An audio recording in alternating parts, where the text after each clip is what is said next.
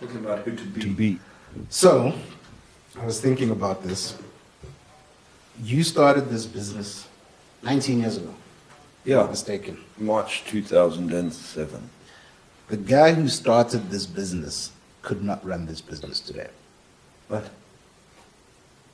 The Barry who started Uncovering Greatness 19 years ago Yeah, could not be the Barry who's running the business today. 100% correct. Why? Because the business that we've built today, I wasn't big enough 19 years ago to run like it is today. Wasn't big enough to make the decisions, didn't have the experience, hadn't had the learnings, hadn't made the mistakes. So if I had have started with the business that I have today, I would have broken it pretty fast because I wasn't big enough to run the team that I have, do all those type of things. How many business owners do you think miss that level of self-awareness of understanding that who they were when they started the business, whenever it was, however many years ago, is not the person that they need to be today? Well, I think, let's go to, I think many people, many business owners miss the fact that who they are today when they start is not who they need to be to build the business they want. Yeah, that's uncomfortable.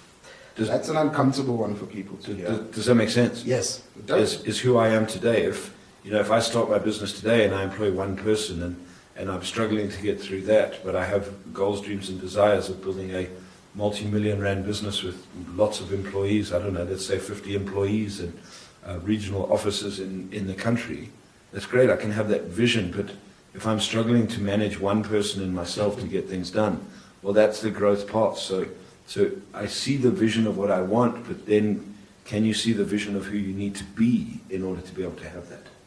I mean, how does somebody do that, right? Because the vision of the business that I want, I can see that, right? But how do I now see the person that I need to be? Like, how do I make that make sense? So that's a great question. So there's a number of things that you can do. One of them is look at other people that have done what you've done and become and who did they have to become in order to be able to get that done. Okay. So what level of heat and pressure can they handle? Where's their mindset? How, so and then you've got to ask yourself, okay, who are they? Who are they in terms of what are their values? What's their code of honor? How do they operate? How do they handle life? And then the deal is how are you going to be able to do that? Having a title of manager is one thing, but being able to manage people is a different thing. Yeah, for sure. So if you are going to manage people effectively, who do you need to be as a manager versus who are you right now? 19 years ago, I was a very different person to who I am now. I'm still Barry. But I'm a very different person in terms of how I conduct myself, how I operate, how I treat people, how I work with people, how I lose my shit and don't lose my shit. Does that make sense? Yeah. You've been around me over 10 years. Yeah. The way I communicate and how I communicate is very different to how I used to communicate 10 years ago. Okay.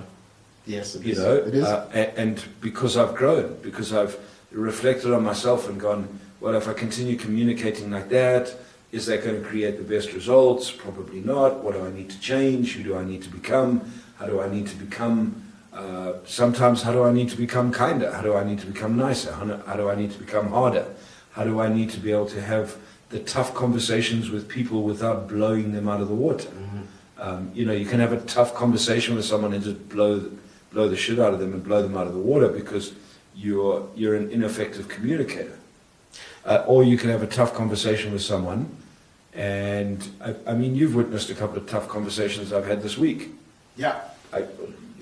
8 or 9 years ago, if I'd have had the same conversation, people would have been all upset with me. I would have lost it in terms of got frustrated and upset. That now, and that comes down to working on me, working on my personal development, becoming a more effective, bigger, better being. So I'm going to imagine, I'm going to hazard a guess, business owners are listening to our podcast, and I know you guys are.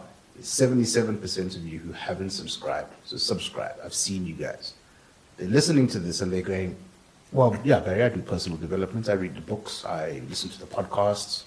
But I'm still losing my shit. I'm still, when I have tough conversations, I'm still blowing people out the water. So do you think business owners, entrepreneurs, managers even are actually engaging in personal development, or do you think it's just reading books? Well, I think personal development is such a big area, Suli. Yeah. But the core of personal development is application. Okay. You know, someone said to me the other day, they said, experience is the biggest teacher.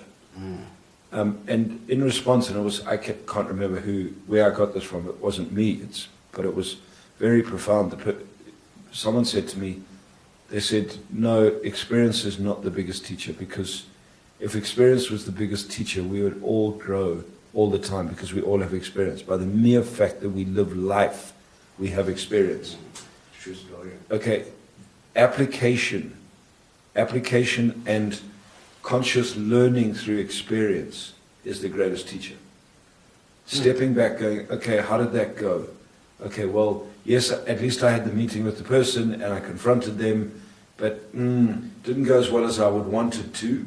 Yes, I gave them a piece of my mind. Okay, great. Well, was that the best result? Probably not. Okay, now I've created friction, da-da-da-da-da. So growth is about stepping back and evaluating. You know, there's a wonderful method I learned from Blair called debriefing. Okay. So you debrief. Okay, first thing you asked is what worked. Okay, this worked, that worked. Okay, well, first thing you ask is what happened. Okay, so what happened? In any situation. And this is how you grow. So what happened? That happened. Okay, good. And you give a good overview to yourself or to your team of what happened. Then you go, okay, what worked? Why go for what worked first? Why? Well, what do you think? Most people go where? What didn't work? They go to what didn't work. What went wrong? When you focus on what went wrong and what didn't work, it's negative or positive energy. Negative. It's negative, so you go in a downward spiral. Okay. So you start with what worked because it's positive. And you find the things that work and you celebrate those wins and you go, okay, good. Well, so let's just take, I have to confront you about something that I didn't really want to confront you about, but it's going to be tough. I'm going to have a tough discussion with you, but I confront you. Yeah. Okay, it may not have worked out the way I wanted to work out, but guess what? What worked is I had the guts to confront you. What worked is I got you in a meeting, we sat down. Yeah. Okay, so that worked. What worked is at least it's on the table. Okay, good. Now I go to what didn't work. What didn't work is I could have spoken in a different way. I could have managed my emotions better. I could have not got so upset when you said something to me. Mm-hmm. Okay, great. So what did I learn? What did I learn is I need to work on myself and manage my emotions a bit better. I need to prepare myself a little bit better. And da-da-da-da-da. So, okay, great. What can I do better next time? Great. What do I need to practice? Boom. And now I get better. So it's the conscious process of improving. Got you. You can read the book. Yeah. Great. So you've read a book, and then what? Well, I read the book. So, wow, I read this book. It was amazing. Yes, and? But what have you done with it? What pieces did you take and put into application? Okay. And how are you practically applying it? How are you applying the knowledge? You know, I speak to many people. Have you read my book? You know, oh, I read your book. It was awesome. Great. What I want to hear not is I read your book. What I want to hear is, Barry, I read your book and there was a particular piece that I took into my life or into my business and it changed me in my life and my business. Why? Because I applied it and that shifted me. So that's the shift. Not I read your book and it was great information. Yeah. So personal development is a never-ending, full-on life journey. Yeah. Of reviewing and getting better and improving and changing and analyzing ourselves. That's personal development. How can I become a bigger, better, greater being who contributes more to society, who adds more value to what people do in life, who adds more value to my life by growing. I'm the same person. Yeah. But when I'm doing what I'm doing, who am I being? Am I being different? So in the beginning, like you mentioned that you must look at other people who have done what you've done, right? who did you look at and who did you sort of work with or go to help you move from the Barry who started the business to the Barry who could run the business? Well, I think Sully throughout my life, I mean, I've had some really great mentors and great people that I've worked with or worked for.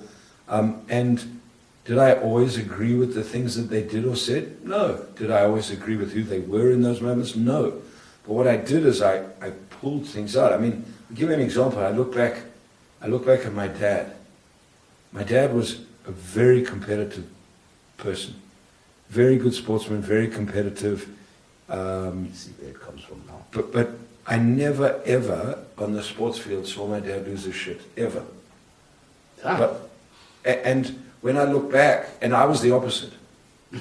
When I was young, oh goodness me, I mean, I could ask people that played golf with me when I was a lot younger, and you know, I could start with 14 clubs, end with 11, and start with 3 friends and end with none. And when I look back, it was something that I wanted to be like my dad in terms of being competitive.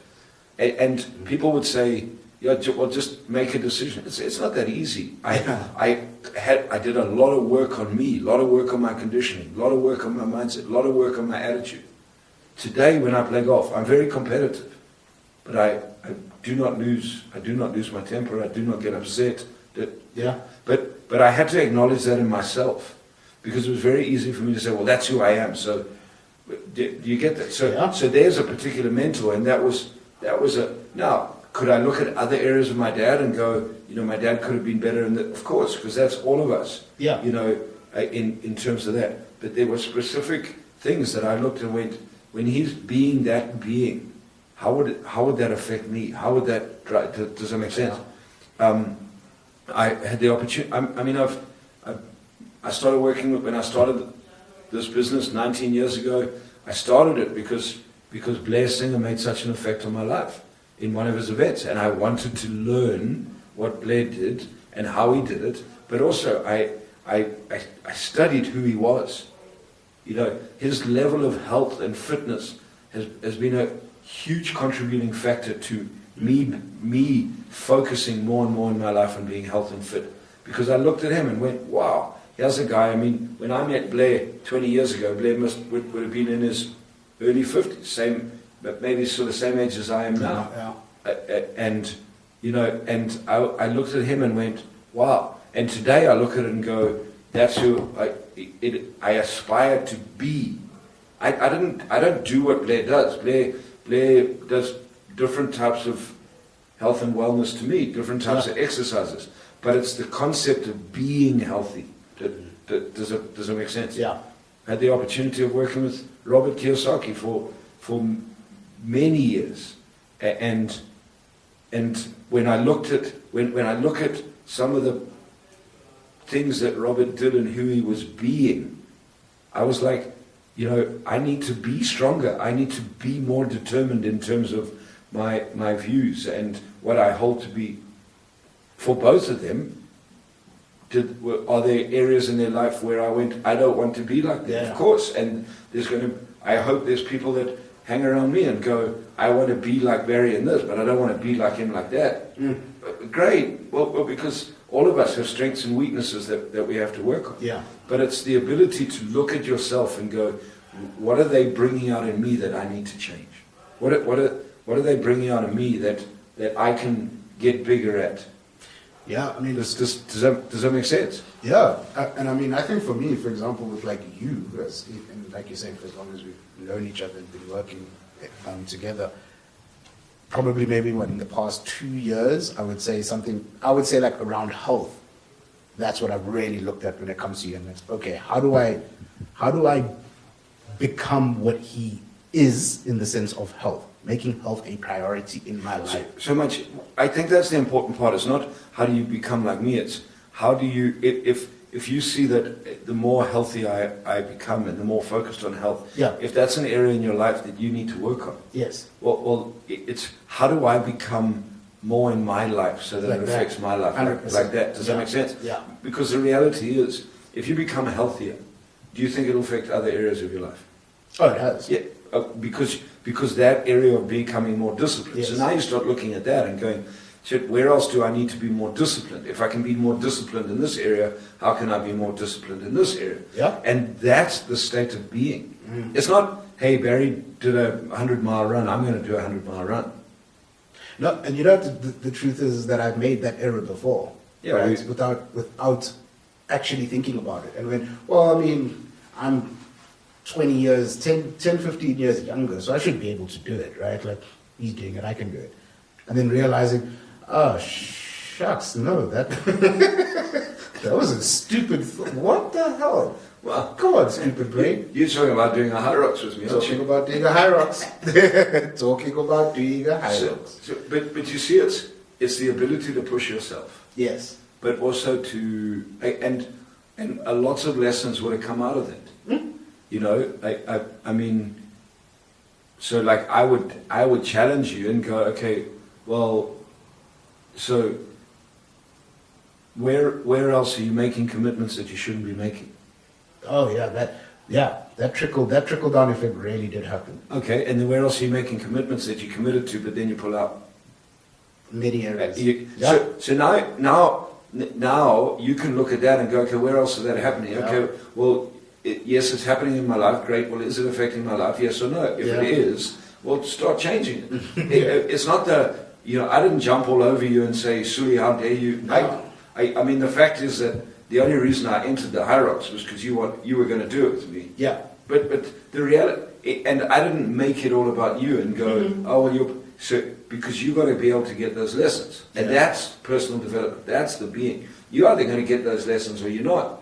Oh, 100%. I can help you point them out. Yes. It could be easy. It could be easy for me to actually go, you know what? No, stuff Barry. It's Barry's fault that I'm not able to actually do this. Like, we didn't train together.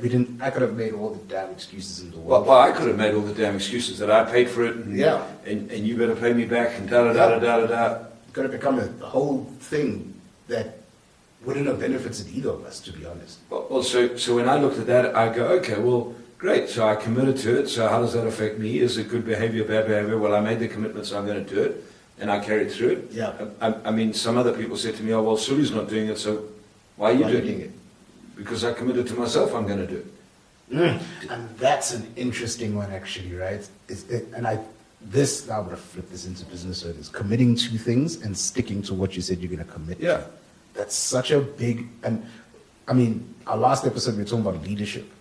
And I feel like that's such a missing piece in leadership at the moment is they saying they're going to do things and then they just don't, and then they make excuses, and then we all agree that the excuse is valid, right? Well, you can justify whatever you want. Yeah. You can go into agreement with any answer you want. Yeah.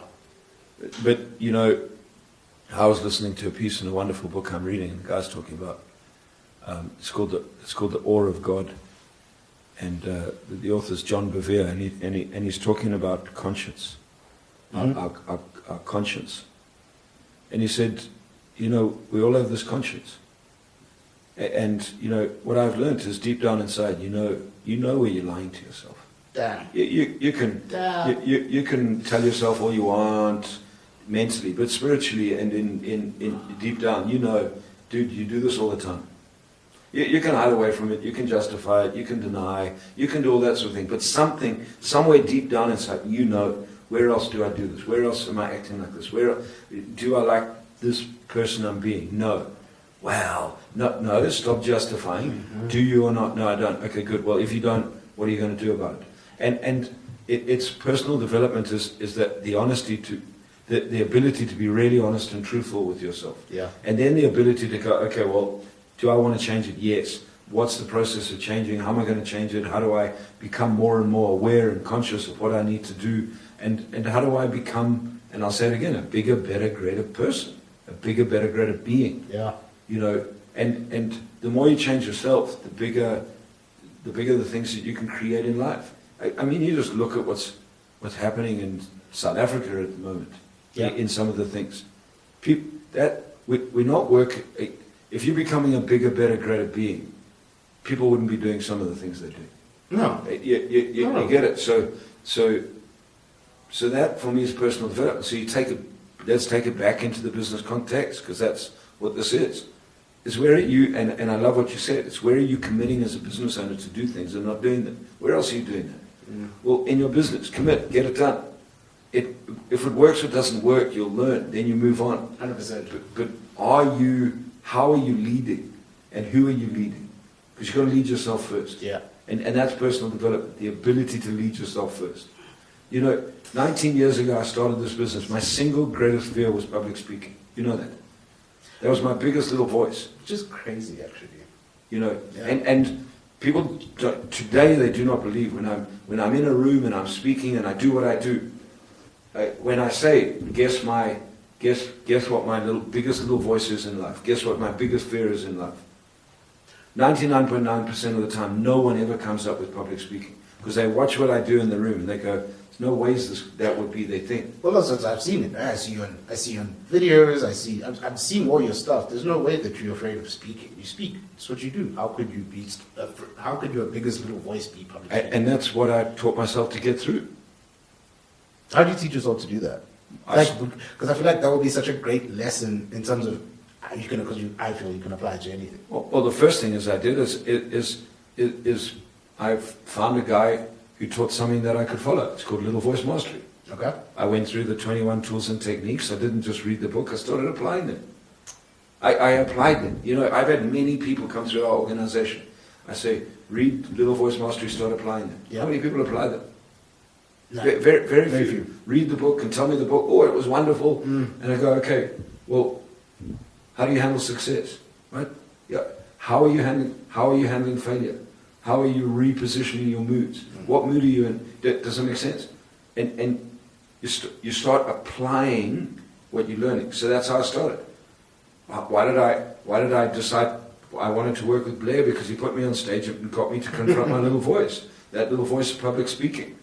And it made such a dramatic effect. I was like, I want to learn how to do this. And that was my journey as personal development with Little Voice Mastery. Other people said, "Oh, you should read this and read that." I went, "Great, but I haven't mastered this yet."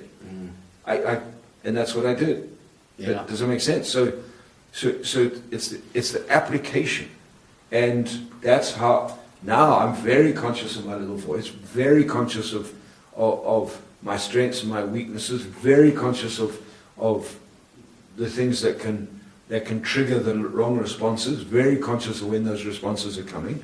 Does it mean I do it right all the time? Definitely not. But when I don't, or when I'm going into that phase of the negativity that I can create, I am now conscious enough to make an informed decision and say, well, if you're going to go down this route, do you want the result? Or if you're going to go down the route, do you want this result? Which one do you want? That one. Great. Well, you better change how you're about to react. Yeah.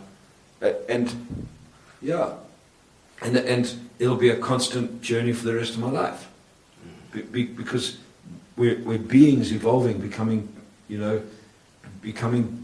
hopefully bigger. Yeah. Or you're going the other way, becoming smaller and more insignificant and more whiny and more everything else. Yeah. And you become a victim, and it's everybody else's fault, and Feel that. Makes sense. and you can do that in your business. You're blaming your team, you're blaming everybody else. Yeah. Well, I just ask myself, if my team's not performing, what am I doing that's allowing that to happen? What have I created? What platform have I created? What environment I've created? How did I allow them to be hired in my business? All those type of things. Who am I being that allows those things to happen? What do I need to change in order to change it? One thing I will say is I feel like you've gotten a whole, in terms of your leadership within the business. Because I feel like before, when we had the bigger team, when, let's just say people didn't do things, you wouldn't say it, you wouldn't say, fine, I'll just do it. You just do it. You'd go, you do it, you get it done. We move forward, we keep going. Whereas now I feel like you've taken a step back, but you are still very focused on doing what you've got to do. Well, I've spent many years implementing systems and processes and creating structures within the business that allows that to happen.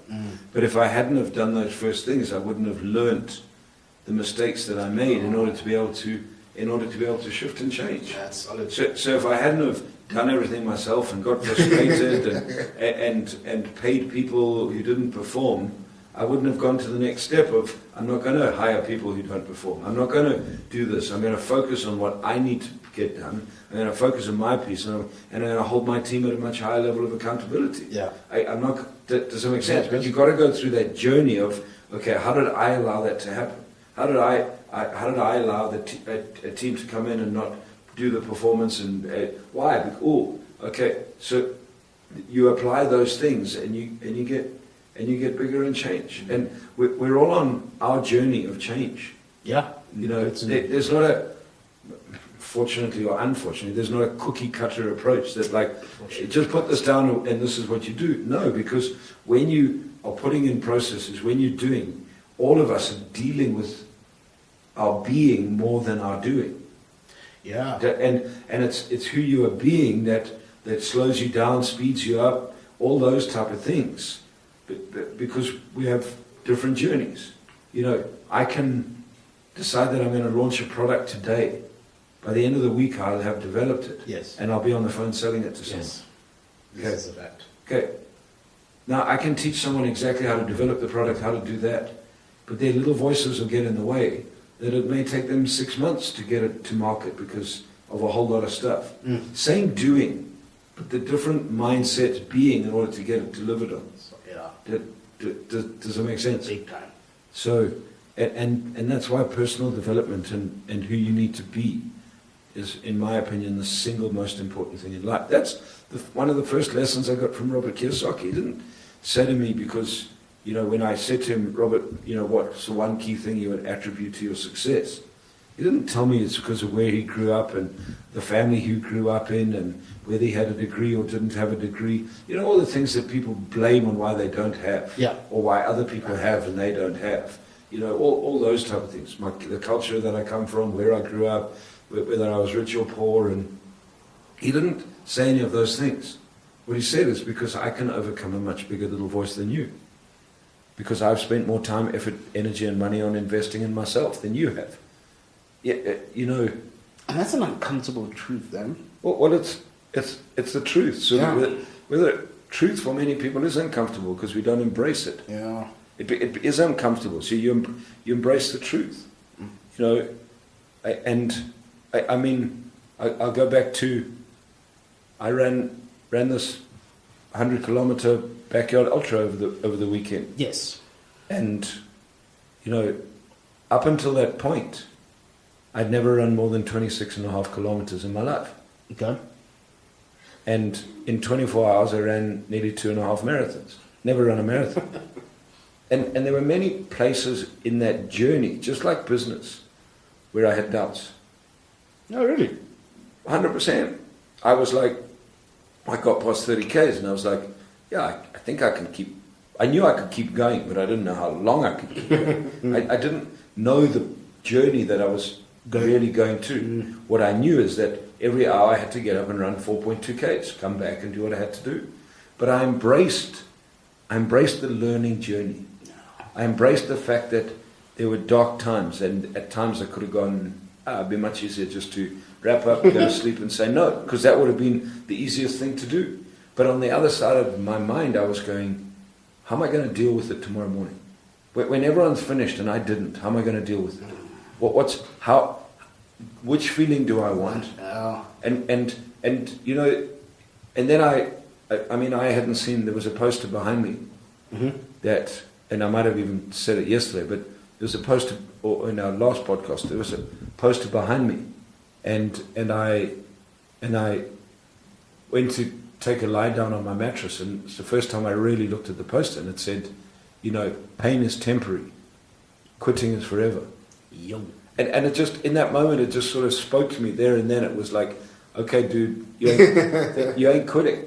You're going to embrace the friggin' pain. Yeah. And guess what? I embraced the pain. And that, what does that create? That creates a state of being. Because the doing was exactly the same. Yeah. Does that make sense? I had to run and move forward within a certain time frame and do it again. Yeah. Okay. But the being, what grew my being was embracing the pain and pushing through rather than quitting. They both would have affected my being. But if I was sitting here today going, and you were saying, so Barry, what happened? Why did you quit after 55 Ks or 75 Ks? Well, now, okay, that happens because sometimes you do quit in life. Well, now what would have been tested is my responsibility. Would I sit here, give you an excuse and a reason, or would I take responsibility for it? And then would you ask me, if you did it again, would you quit? Well, that all depends on how I look at myself and the responsibility I take, because that's the journey. Does that make sense? And it's not. It goes back to each. That's the hard part of business. Is we start a business, we're driving a business, we're in a business, we are on a journey, and at each one of those points, what's the decision you're going to make? And that decision will depend on who you are being or need to be. Okay, it's a decision. When you look back, you go, shit, I could have made a different decision. Yes, you could have. Yeah. Okay, great. Well, next time you're faced with that, how are you going to do it? What are you doing? And what have you learned? Because if you're not learning from that, and you're not debriefing that, well, you're probably going to make the same decision again. And then when you keep quitting, for example, well, you're justified. Then you stop doing those things. Then you stop pushing yourself on. Then you stop doing goals. Then you play smaller and smaller. Yeah. You know? So, in truth, where this angle came from for this episode was actually from. So you said the most you've run is 26. Yeah, the longest that I can recall run is 26. Running was a 26.5 kilometer run. Yeah. So this may sound crazy. The guy who ran 26.5 had to be completely different to the guy who ran 28. For example, so you've done it before, right? You've done 26.5 before. Yeah, I ran 26.5. But you've never done 28. That it seems like a little bit, but it's a massive leap as a being that you need to be. Well, if you take it percentage wise, I mean it's 5% growth, Which is big. sort of. Some people don't get 1% growth, right? Yeah, I get that, but it's 26 or 28. Yeah. So it's the decision to push through. No, but then it's more so, like you were saying, it's a continuous thing to push through, because the guy who ran 28 is not the guy that guy hasn't run 30. Well, 100%. That guy hasn't run 32. Well, 100%. So and that's the journey. Yeah. So I like that, because but the goal was 100. Yes. So I knew the goal. Yes. Okay. The doubts come into that. It's the same in business. Yes. Okay. So you go into sales. The goal is, I'm going to do 1 million. Okay, great. But I've only ever done 250,000. Okay. Now I'm going to do 1 million. Okay, great. Well, the doing is the same. Yeah. Okay. Because it's moving forward. Okay. In sales, it's making phone calls, it's following your process, it's doing what you need to do. Well, the doubt is, can I ever get to 1 million? I know I can get to 250, but can I ever get to 1 million? Yeah. Okay. Well, the trust is that I'm going to keep doing what I'm doing, and I'm going to learn along the way, and tweak and change. Yeah. And that's what I did in this run. I learned along the way. I ran next to an amazing guy called John, and I think he was doing his 5th one, and I watched how he conducted himself, and he was very systematic and very deliberate, and he continued going. He ran on all the downhills, ran on all the flats, walked on all the uphills, but he walked fast, and he was consistent, and I started shifting. I shifted my approach. I learned. I was still running. I was still moving through the 4.2 Ks. Yeah. But I started shifting my approach based on learning from other people. Yeah. And why did I pick on him? Because it was just like, man, this guy keeps coming in front of me, and he is focused. And I was, now you see that, now you start looking at other people that have done what you want to do, and you start learning from them. Then you start applying, then you start tweaking, then you start growing. Does that make sense? Yeah. Now I've done one. When I do my next one, well, now I have a very different understanding of what I have to do. Now I can start practicing in a different way, training in a different way, so I prepare myself to be a different person at the start. You see, I'll never be the same person at the next start because I've already done one. Yeah. This time I'd never done it before, so the being I was I had very little expectation. What I do know is I think this is going to be tough. I didn't know how tough or what the toughness was. What I didn't know is Nicole gave me a stat last night. You know that estimated 0.007% of the world ever does a Spartan Ultra. I'm not surprised. 100 kilometers. No, but and I was like, You can't know. friggin' heck, that. But I didn't even contemplate that when I committed to it. I didn't go and say, what's the chance of my success? Michaela said to me, would you like to do this? I said, shit, that would be great. Then I found out it was for raising charity, and I was like, even better. And then I committed to it. And because of my code of honor, my values, and what I've learned over my life and my personal development, because I made a commitment, I wasn't committing out anymore. Yeah. I was in, I was going to do it. It's happening. And now I was going to learn along the way. Yeah. Does that make sense? Knowing that I might not make it, knowing that I might fail, knowing that lots of things could happen, but I was committed that I was going to do whatever it took to get through.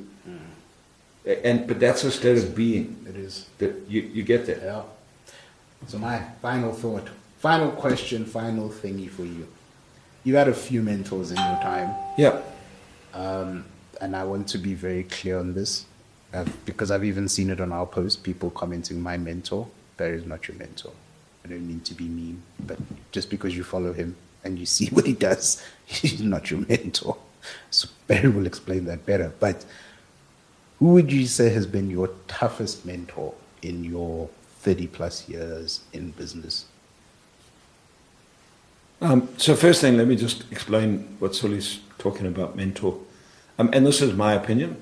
I think you can learn from people. Yep. I learn from reading books, I learn from podcasts, I learn from all that.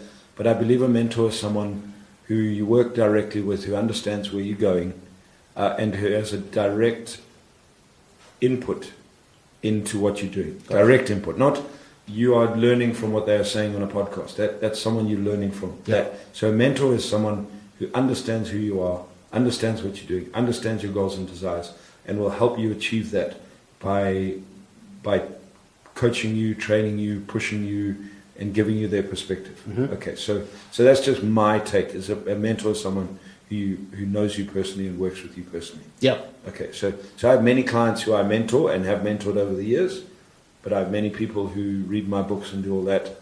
I wouldn't term you as I might not even know you personally. No, you don't. What you're doing is you're taking the information that I have and you're learning. That's brilliant. Keep doing that. Okay, so my toughest mentors or mentor, I don't know if I can single one. I think in many areas of my life I've seemed to attract people who kick my ass. I mean, one of my toughest mentors was one of my uncles. Okay, interesting. Very successful business owner, and yeah, spent a lot of me growing up giving me a hard time about how I conducted myself in life. And why? Because he could see who I could become. Yeah. And just I mean, he gave me some advice once. We were meant to be playing golf on a Saturday morning, and I came home not long before we were meant to leave to go to golf from the nightclub. Not really in the state to play golf, but I'm not a quitter. So and the advice he gave me, he said, Barry, you're a great salesman. But there's one person in life you cannot bullshit, and that's yourself. Mm. And so one of these days you're going to learn to stop bullshitting yourself. He didn't shout at me, didn't scream at me. It was just and it's advice that, yeah, it's tough, but later in life, those are the things that come back.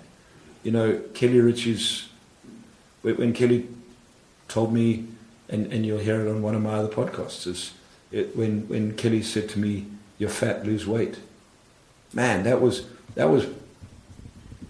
very powerful feedback. That went way further and way beyond just my weight. Does that make sense? Spending time with Robert Kiyosaki. Robert was tough.